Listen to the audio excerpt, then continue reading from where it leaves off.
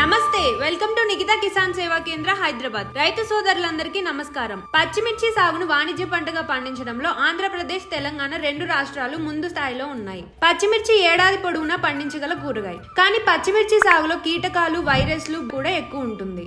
అయినప్పటికీ అధిక దిగుబడి పొందడానికి నికితా ఆయిల్స్ అయిన అమృత్ పవర్ షైన్ గ్రోవెల్ ని పచ్చిమిర్చి వేసిన 20 రోజులకి 160 నుండి 180 లీటర్ల నీటితో కలిపి పంటలపై స్ప్రే చేయడం వల్ల మొక్క బలంగా, ఆరోగ్యంగా పెరుగుతుంది.